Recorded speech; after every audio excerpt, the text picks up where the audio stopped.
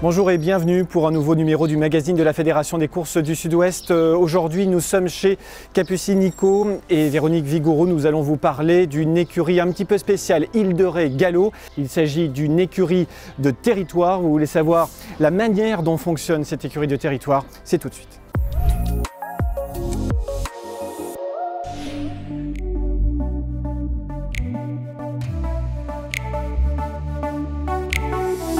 Alors comment est née l'idée? Quelle est la genèse de ce projet? Alors, la genèse du projet, en fin de compte, elle est un petit peu particulière puisque mon ancien métier, j'étais cavalière de concours complet.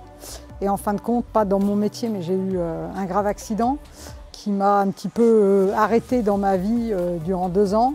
Et en fin de compte, ce projet est né pour prendre aussi du recul, d'observer les choses différemment, de ne pas être dedans.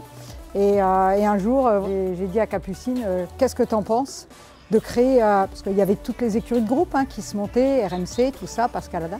Et j'ai dit, qu'est-ce que tu en penses si nous, on proposait une écurie pour rassembler les habitants et avec une idée différente, d'offrir une casaque aux habitants d'un territoire. Et Capucine m'a dit, écoute, ok, on y va. Qu'est-ce qui vous a séduit dans cette aventure, dans ce projet? C'est surtout le fait de faire connaître le monde des chevaux de course, où on le montre pas assez, le fait qu'on s'en occupe beaucoup tout au long de la journée. Et je dis toujours que c'est comme un hôtel 5 étoiles. Et il y a le fait aussi qu'on les aime, on est obligé de les aimer pour travailler avec. Et voilà, de montrer cet aspect-là qui est souvent caché. On voit juste la course avec les gains, alors que c'est pas ça du tout. Derrière, il y a toute une équipe qui travaille. Et voilà, ça me plaît de montrer. Nous, je dis toujours, j'ai pas beaucoup de chevaux, mais beaucoup maintenant des adhérents. Et je trouve que voilà, on essaye de faire une vitrine pour les courses et de faire voir les belles choses, les belles histoires, les bons côtés. L'écurie de territoire rassemble donc des acteurs locaux, habitants, entreprises, collectivités territoriales, en les faisant participer à la vie d'une écurie de 2 à 6 chevaux de course. Île de Ré Gallo, c'est d'un côté une SAS de 3 à 10 actionnaires qui gèrent l'écurie, et de l'autre, un club qui collecte via l'association, abonnements, partenariat des entreprises et les dotations des collectivités locales et territoriales. Et pour vivre pleinement l'aventure, Île de Ré Gallo propose 4 formules d'abonnement de 50 à 500 € par an. Alors comment on s'y prend pour créer une écurie de territoire comme Île de Ré Gallo? Faut avoir la tête dans les étoiles, pas avoir peur de toutes les interdictions qu'on peut entendre et se dire qu'à partir du moment où on va raconter une belle histoire, le chemin va se créer. Parce que voilà, les courses, c'est une vieille dame, j'ai l'habitude de dire, qui a une très vieille existence. Et c'est vrai que ça pouvait paraître un petit peu, de bousculer un petit peu les choses, de vouloir créer justement un milieu associatif. Et en fin de compte, on se rend compte que non, ça colle complètement à l'histoire qu'on raconte, c'est-à-dire de faire venir les gens pour leur faire découvrir, leur remettre du cheval au sein de leur foyer.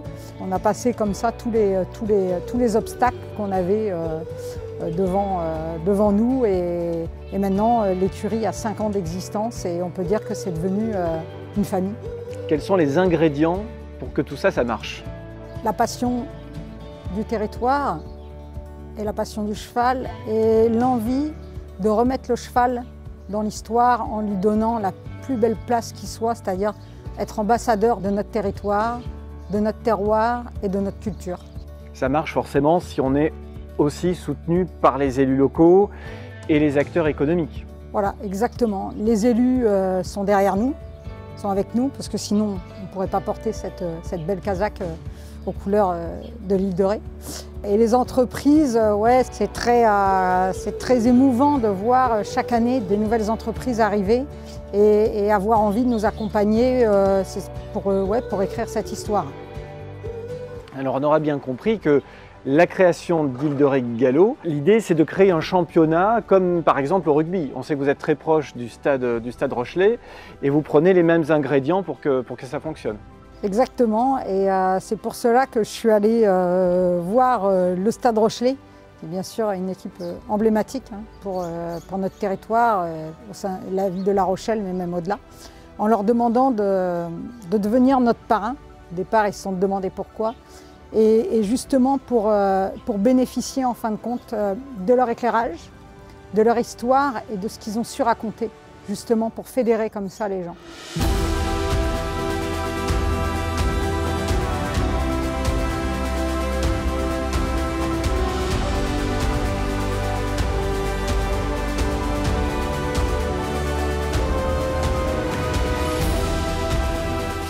Et d'où est née aussi l'idée de ce championnat, de se dire si le rugby a réussi, si on ne parle pas du foot parce que c'est au-delà, mais je veux dire si des sports ont réussi comme ça à fédérer les gens derrière eux, nous, le cheval avec l'histoire qu'il porte à travers notre identité, dans son histoire, il nous a accompagnés depuis le début, il est là à nos côtés. Ouais, le cheval peut gagner justement ce pari. C'est le cas de le dire, de créer un championnat des écuries de territoire avec des Kazakhs extraordinaires au-delà de l'île de Ré, Bassin d'Arcachon, Royan-Atlantique, Pornichet-la-Baule, Pompadour-Corrèze, enfin voilà, toutes nos belles couleurs portées par le plus beau des ambassadeurs. Est-ce que vous pensez, Capucine, que la création d'une écurie de territoire comme ça, c'est l'avenir des courses? Ah oui, moi je pense qu'il faut ouvrir ses portes. Si on veut continuer qu'il y ait des courses, il faut vraiment ouvrir ses portes et l'entraîneur, il faut qu'il joue le jeu.